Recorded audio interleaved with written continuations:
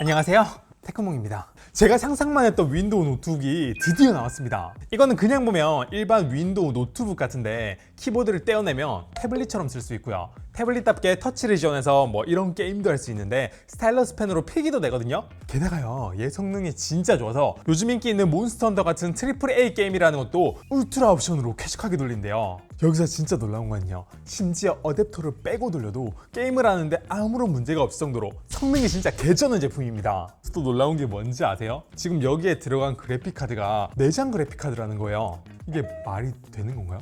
저 이렇게 성능 좋은 내장 그래픽카드 처음 봤고요, 이런 내장 그래픽카드가 들어간 윈도우 태블릿도 처음 보는데 어댑터 꽂고 이 정도 게임 들어간다? 이거 다시 생각해도 말이 안 되는 것 같습니다. 와, 그래서 노트북 리뷰하면서 이 정도까지 흥분한 건 진짜 오랜만인데 이번 영상은 그래서 다소 흥분된 상태라는 거 양해 부탁드리고요. 그럼 지금부터 이 게이밍 태블릿이자 윈도우가 탑재되어 있는 코파일럿 플러스 PC 노트북에 대해서 자세히 알려드릴게요. 이 제품의 정식 명칭은요, ASUS의 ROG Flow Z13이에요. 노트북 좀 아시는 분들은 ASUS ROG? 아, 고사양 게이밍 노트북이네, Flow Z13? 키보드가 떼어낼 수 있는 14면 크기의 제품이네 라고 감이 딱 오실 건데요. 그래서 이름에서 알 수 있는 이 제품의 아이덴티티를 한 줄로 정리하면 키보드를 뗄 수 있는 고성능 투인원 게이밍 노트북이라고 정리할 수 있을 것 같습니다. 근데요, 게이밍 노트북이랑 투인원 노트북은 굉장히 안 어울리잖아요. 왠지 발열 관리도 잘 못할 것 같고, 그죠? 근데 제가 이 제품 뜯어가지고 내부 구조도 한번 자세히 보고요, 성능 테스트도 진짜 많이 해보고 실사용도 많이 해보니까 이거는 진짜 ASUS가 해냈다. 몇 년 동안 ASUS가 이런 제품 만들어 왔는데 올해 2025년도 Z13에서 신형 AMD 칩셋 딱 놓고 완성도에서 방점을 찍었다는 생각이 듭니다. 그래서 진짜 성능 부분에 대해서는 제가 좀 말씀드리고 싶은 게 많은데, 일단 성능 전에 이 제품의 디자인이랑 플랫폼부터 좀 말씀드리도록 할게요. 일단 이 제품의 디자인을 보면 가장 눈에 띄는 거는 이 투명하게 마감 처리를 하고 LED까지 심은 이 디테일입니다. 얘는 진짜 부담스럽지 않으면서 디자인이 예뻐가지고 진짜 마음에 들어요. 그리고 얘는 이 키보드를 떼어가지고 태블릿처럼 쓸 수 있다고 말씀을 드렸잖아요. 태블릿 컨셉이 확실하게 이렇게 들고 영상을 찍을 수 있도록 후면에 별도로 카메라가 이렇게 달려있고요, 당연히 영상회의를 할 때 쓸 수 있는 셀피 카메라도 여기 위에 달려 있습니다. 그리고 다시 제품 뒷면을 이렇게 보면 ROG라고 써있는 핸들이 있는데요, 이게 제품을 돌려가지고 봤을 때는 이 오른쪽 아래 여기 있거든요. 그래서 이 부분을 뒤로 밀어가지고 이런 식으로 킥스탠드 용도로 이렇게 사용할 수가 있습니다. 아마 제 영상 많이 보신 구독자분들은 아시겠지만 제가 이런 킥스탠드 타입의 투인원 노트북 여러 개 써봤거든요. 근데 이렇게 튼튼하고 견고하게 만든 제품은 저 처음 봐요. 그래서 이 킥스탠드 구조에 대해서 조금 더 자세히 알려드릴게요.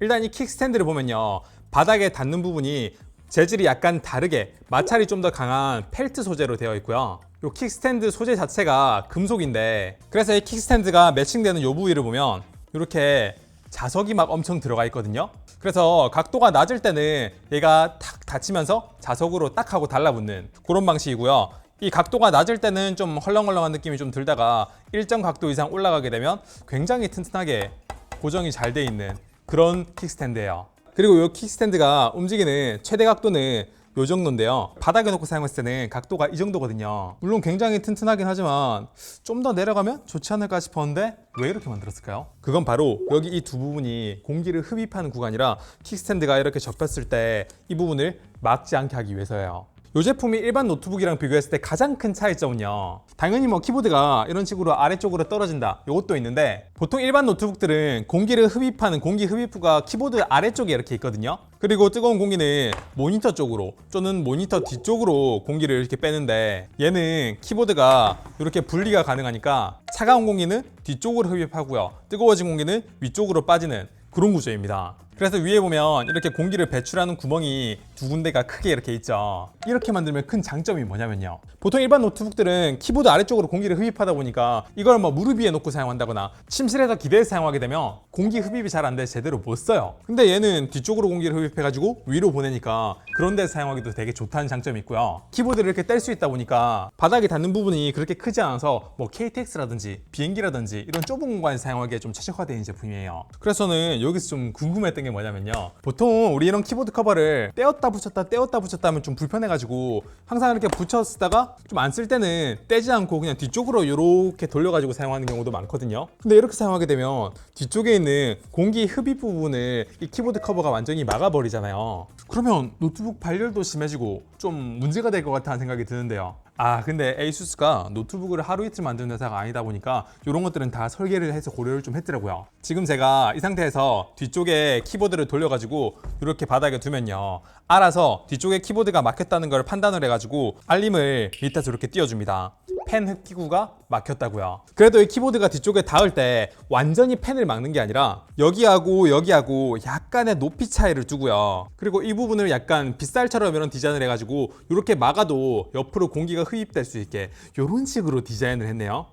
이거 되게 똑똑한 것 같습니다. 그리고 또 이렇게 키보드를 뗐다 붙였다 할 수 있는 제품 중에서는 이렇게 키보드를 뒤쪽으로 딱 보내게 되면 뒤쪽에 자석이 따로 없어가지고 키보드가 밑으로 달랑달랑하는 제품들이 되게 많거든요. 근데 얘는 요 뒤에도 자석이 있어가지고 딱 달라붙게 이렇게 만들고 진짜 기가 막히지 않나요? 그리고 이 제품은 ASUS의 ROG 시리즈, 즉 게임용으로 나온 제품이란 말이에요. 그래서 디스플레이의 주사율은 180Hz까지 지원을 하고 응답 시간도 3ms 밖에 안 나와서 굉장히 빠릿빠릿하고 좋고요. 화면 크기는 13.40에 16:10 비율, QHD급 해상도예요. 물론 요즘 시대에 4K가 아니니까 조금 아쉽네 라고 할 수도 있지만 얘 화면 크기가 13형이거든요. 이 정도면 사실 QHD급이라고 해도 전 충분히 좋다고 생각하고요. 화면 밝기도 500니트로 어둡지 않은 편입니다. 그리고 색 공간도 그래픽 작업하시는 분들도 쾌적하게 쓸 수 있게 P3급으로 나왔고요. 이렇게 전용 스타일러스 펜을 쓸 수 있다는 거는 화면 터치를 지원한다는 거고요. 그런 제품 중에서는 반사 방지 처리도 잘 안 된 게 많은데 얘는 반사도 줄여주고 스크래치에 저항성이 강한 코닝 고릴라 글래스 DXC 코팅이 적용되어서 게임용으로만 쓰는 게 아니라 작업용으로도 되게 쓰기 좋게 나온 제품이다 라는 생각이 들어요. 그리고 제가 좀 이 제품 처음 봤을 때 우려했던 게 뭐냐면요, 이렇게 약간 작업용으로 쓰기 좋은 키보드가 분리되는 제품들을 보면 꼭 키보드 부분이 좀 헐렁헐렁하거나 좀 안 딱딱해가지고 타이핑할 때 덜렁거리는 제품들이 있거든요. 근데 얘는요, 키보드 부분이 흔들림이 전혀 없습니다. 굉장히 딱딱해요. 물론 얘는 처음에 바닥에 이렇게 놓고 사용할 수도 있는데 키보드 부분 자체가 얇다 보니까 이렇게 사용하면 손목이 좀 불편할 수도 있으니까 이런 식으로 위에다가 착하고 붙여서 사용하면 되는데요.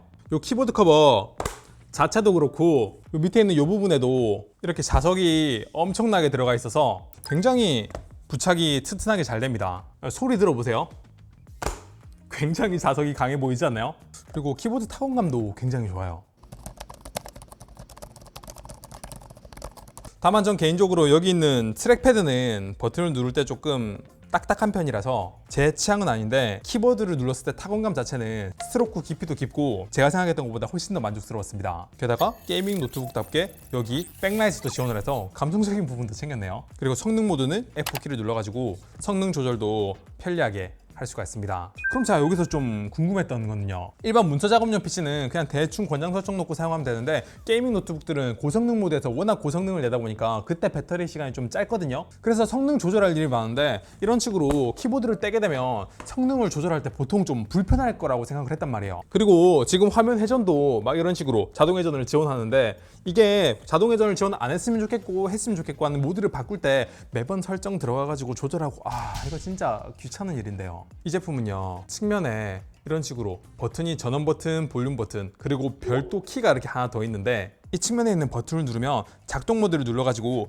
터치 한 번에 성능을 바로바로 조절할 수가 있고요. 그리고 화면 회전 잠금도 여기에서 터치로 바로바로 조절을 할 수가 있습니다. 와, 진짜 이거는 너무 감동적이지 않나요? 게다가 측면 입출력 단자도요, 보통 이렇게 투인원 윈도우 노트북들이라고 하는 거는 좀 얇게 만들려다 보니까 이런 뭐 HDMI 단자 없는 게 태반이고요. 이런 A 타입 USB 포트도 없는 제품이 진짜 많은데 얘는 이런 것도 다 들어가 있어서 특별한 상황이 아니면 따로 뭐 허브 같은 거 안 들고 다녀도 된다는 게 진짜 큰 장점인 것 같아요. 다만 이제 여기는 마이크로 SD 카드 슬롯이 이렇게 있는데 영상 편집하는 분들을 위해서라면 얘가 마이크로 SD가 아니라 그냥 SD 카드 슬롯이었으면 훨씬 좋지 않았을까 라는 생각이 조금 들긴 하고, USB A 타입도 지금 보시면 여기 하나가 있는데 두 개였으면 좀 더 좋지 않았을까 라는 생각이 뭐 살짝 들긴 하네요. 그리고 옆에 보시면 여기 C 타입 단자가 두 개가 있는데 그럼 이 제품이 혹시 이 C 타입 포트를 100W 충전용으로 쓸 수 있을까 궁금하시잖아요. 근데 얘는 그것도 당연히 쓸 수가 있고요. 제품을 구입하면 이렇게 100W 어댑터, 이것도 기본적으로 포함되어 있고요. 더 빠른 충전을 할 수 있는 200W 어댑터도 그렇게 기본 구성품에 포함되어 있습니다. 그래서 제가 좀 테스트를 해보니까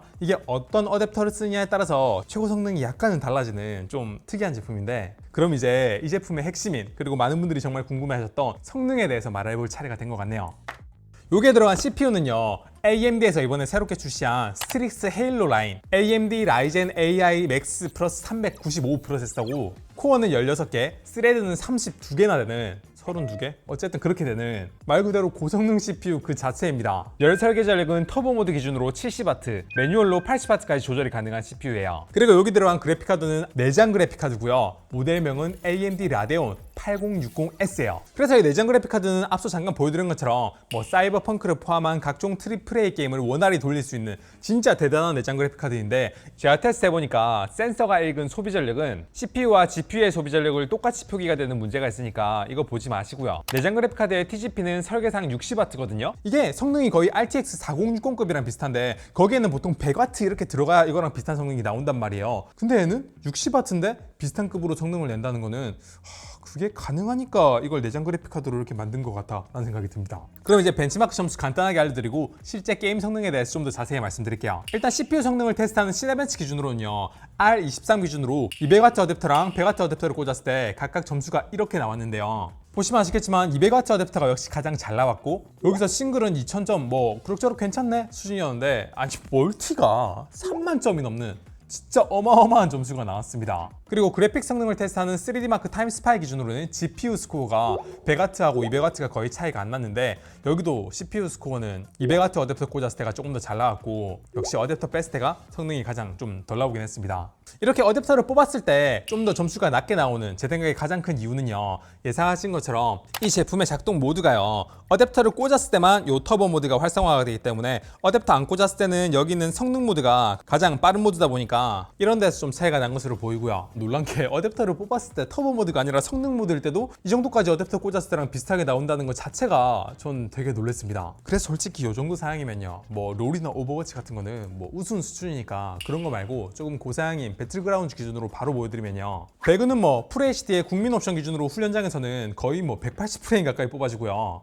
사이버펑크 같은 경우에는 제가 울트라 옵션에서 약간 누드를 의심했잖아요. 평균 100프레임 가까이 뽑아냅니다. 근데 이게 가능한 이유가 AMD에서 제공하는 프레임 제너레이션 3.0을 이 내장 그래픽카드가 지원을 하기 때문인데요. 물론 이제 프레임 제너레이션으로 만들어주는 프레임은 가짜다, 이걸 껐을 때 프레임이 진짜다 라고 할 수도 있는데, 요즘 진짜 고사양 AAA라고 하는 게임들은 대부분 이 프레임 제너레이션을 지원을 하고 이거 퀄리티가 옛날같이 막 되게 구리지가 않거든요. 그래서 저는 이 내장 그래픽카드가 그런 걸 지원하고 그 덕분에 이렇게 QHD에서 100프레임 가까이 나온다는 거는 진짜 대단한 거예요. 아, 그리고 요즘 진짜 핫한 게임이죠, 몬스터 헌터 와일즈도 제가 한번 해봤는데요, 이것도 QHD, 이 제품이 지원하는 최대 해상도에서 울트라 옵션으로 프레임 제너레이션만 켜고 게임을 돌려봤는데, 아니 이게 벤치 모드에서 80프레임 가까이 나오더라고요. 그리고 실제로 게임을 돌려봐도 프레임이 굉장히 잘 나와서 저 정말 이거 쾌적하게 게임을 즐겼는데요. 근데 여기서 조금 특이사항을 제가 발견했는데, 이게 이상하게 제가 프레임을 측정하는 앱을 켜놓으니까 프레임이 절반으로 떨어져가지고 제가 여러분들께 뭐 1% 로우라든지 상세 프레임을 보여드리진 못할 것 같거든요. 그래서 제가 그냥 프레임을 보여드리기 위해서 스팀 기본 기능으로 한번 확인해 보니까 버벅거리는 느낌 거의 없이 굉장히 쾌적하게 게임을 할 수가 있었습니다. 근데 더 놀라운 거는요, 어댑터를 제가 뽑고 한번 테스트를 해봤거든요. 아까 말씀드린 것처럼 어댑터를 뽑으면 터보 모드가 아니라 성능 모드로 변형이 되거든요.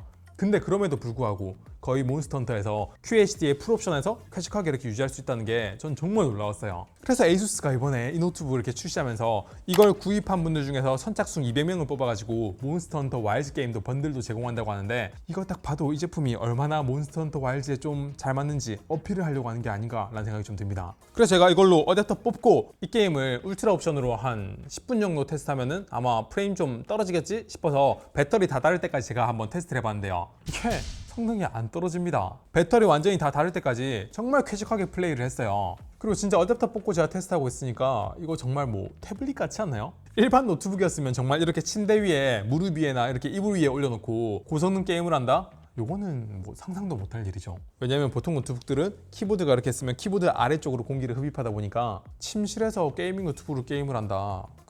안 됩니다. 근데 얘는 키보드를 붙이고 하든 떼고 하든 무릎 위에 올려놓고 하든 침실에서 이렇게 게임을 할 수 있다는 게 굉장히 큰 장점이고요. 그리고 가끔 키보드 떼어놓고 게임을 하다가 키보드나 마우스가 좀 필요한 순간이 가끔 오잖아요. 근데 얘는 화면 터치 바로바로 되니까 그런 걱정 안 해도 된다는 게 확실히 좀 편하긴 편해요. 그럼 여기서 저렇게 고성능을 뽑아내려면 배터리 얼마 안 갈 것 같은데? 저도 그거 궁금해가지고 한번 테스트를 해봤거든요. 결론부터 말씀드리면 뭐 맞아요. 이렇게 게임을 하면 정말 배터리가 빨리 닳습니다. 몬스터 헌터 와일드가 요즘 진짜 최고 사양급 AAA 게임이라고 하는데 이걸 QHD에서 울트라 옵션으로 버벅거리지 않게 게임을 돌린다? 그러면 소비 전력을 정말 어마어마하게 먹겠죠. 그래서 제가 어댑터 딱 뽑고 스타버시 돌리기 시작했는데 1시간 조금 안 되니까 배터리가 한 5에서 6% 정도 남아있더라고요. 그래서 뭐 어댑터 뽑고 고사양 모드로 돌렸을 때 배터리가 빨리 나는 거는 어쩔 수 없는 부분입니다. 그리고 게임 외에 얘로 영상을 한번 재생해보고 250인치 기준으로 테스트해보니까 한 10시간 20분 가까이 꽤나 생각보다 오래 영상 재생이 가능했고요. 의외로 문서 작업 시에는 성능 모드에서 배터리가 한 6시간으로 생각보다 좀 짧게 갔는데